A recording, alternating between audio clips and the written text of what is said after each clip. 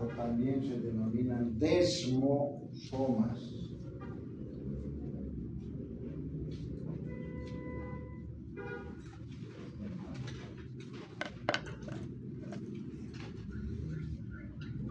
Mesosomas o desmosomas son de dos tipos. Uno, los mesosomas centrales, que van a recibir la denominación de mesosomas tabicales. Mesosomas o desmosomas tabicales. ¿Por qué?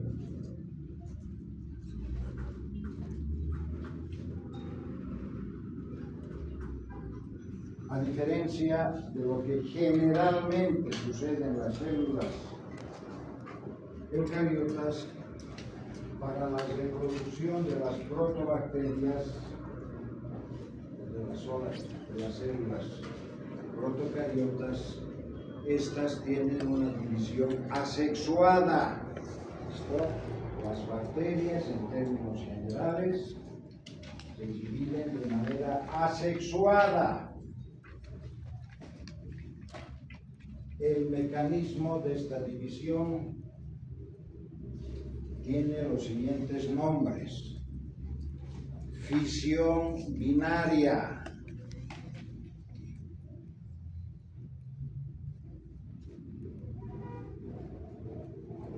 bipartición,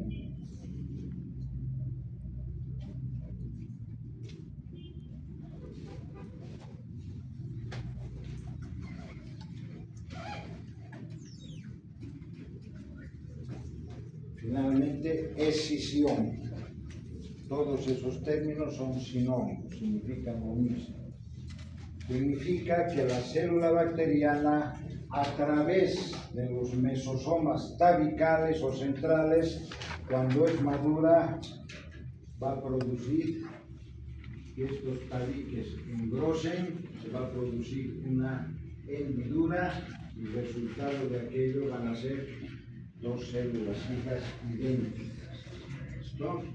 Por eso entonces reproducción asexuada. Eso ya se verá en otros capítulos.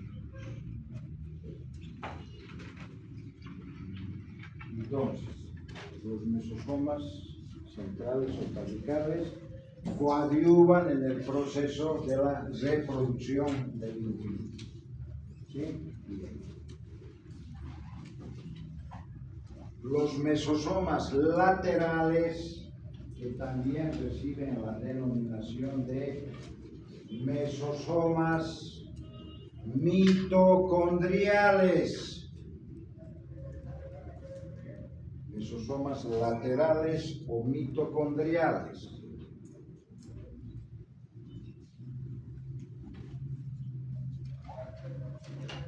Entonces, la función que van a cumplir los mesosomas laterales es coadyuvar con la la respiración de la célula bacteriana. Entonces van a ejercer una función similar a las mitocondrias de las células eucariotas.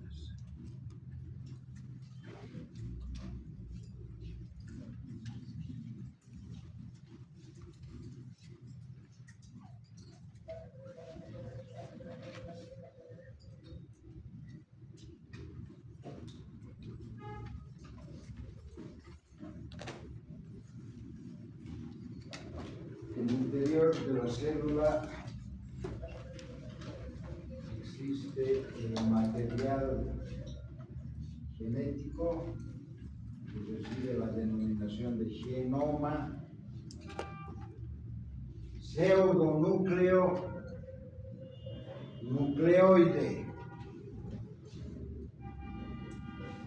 Entonces, este material genético se halla disperso en el cuerpo de la célula, disperso a lo largo del citoplasma.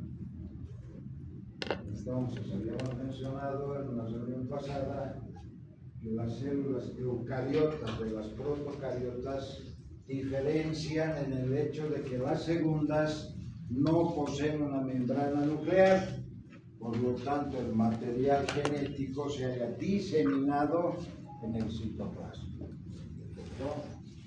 Este material genético, por lo general, en las bacterias es único. O sea, quiero decir que en términos generales, las bacterias poseen un solo cromosoma. Sin embargo, hay bacterias que poseen 2 o 3, incluso 4 cromosomas actualmente certificados a través de microscopía electrónica. A diferencia de las células eucariotas, este cromosoma bacteriano es circular, haploide y circular. Las células eucariotas es lineal, ¿verdad? Bien. Ese es otro de las diferentes taxativas entonces. Bien. El citoplasma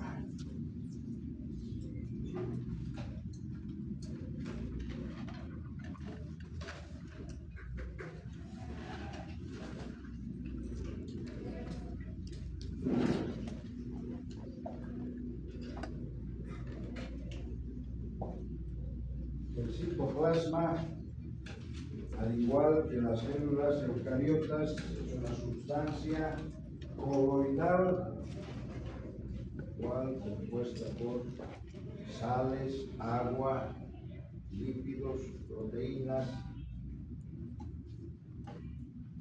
En las bacterias jóvenes es una estructura hialina, brillante, si ustedes quieren, y en las células viejas es una estructura rugosa, opaca.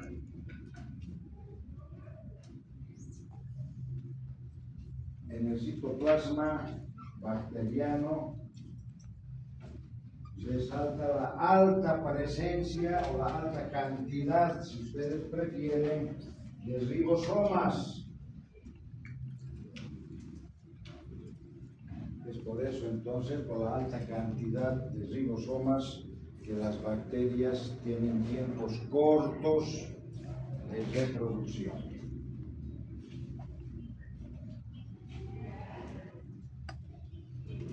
Entonces, en el citoplasma van a estar suspendidos todos los organelos u organoides, cualquiera de los términos que podamos citar.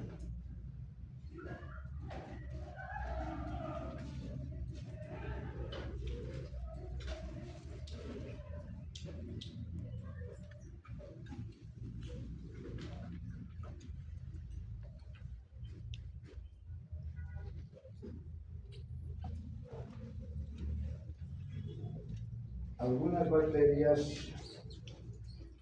poseen lo que se denominan plásmidos o plástidos. Igual.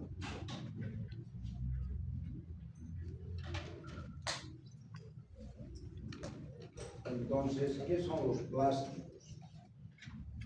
Corpúsculos extracromosómicos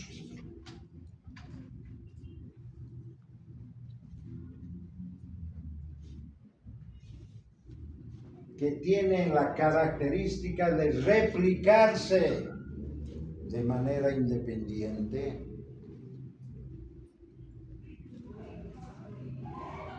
y originar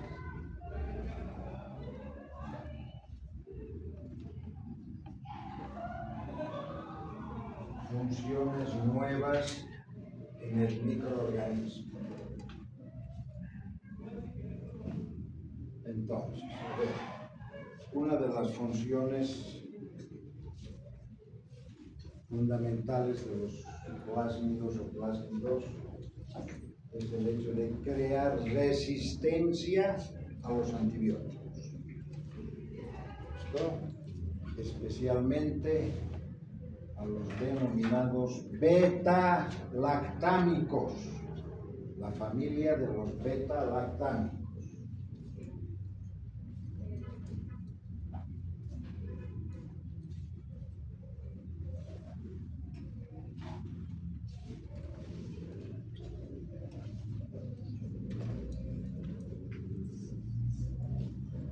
El ejemplo tipo de los beta-lactámicos es la penicilina.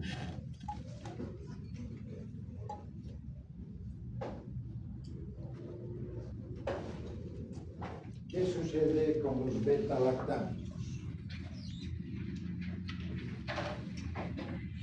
Esta familia de antibióticos, representada inicialmente por la penicilina, se caracteriza por actuar sobre la pared celular de las bacterias.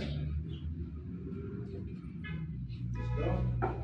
Entonces el antibiótico ingresa y actúa sobre la pared de las bacterias, destruyéndolas, y de esa manera entonces se termina la enfermedad. ¿Qué sucede? ¿Cuál es la participación de los plásmidos? Hemos dicho, son corpúsculos que no corresponden al material nuclear, pero tienen la misma composición, ¿ya? DNA, RNA, igualito, pero no son parte del cromosoma, corpúsculos extracromosómicos, que asimismo tienen la capacidad de replicarse solos, o sea, 1, 2, 4, etc., por sí solos, sin intervención de la madurez del microorganismo. Entonces, el plásmido se activa cuando ingresa el antibiótico. Ponemos de ejemplo una vez más la penicilina. Hemos dicho que la penicilina actúa sobre la pared. ¿Sí? Sin embargo, el plásmido va a producir una enzima. Hemos dicho que las enzimas son catalizadores biodegradables, ¿no? Que reducen una estructura grande, la desmenuzan a volverla pequeña. Entonces, el plásmido produce una enzima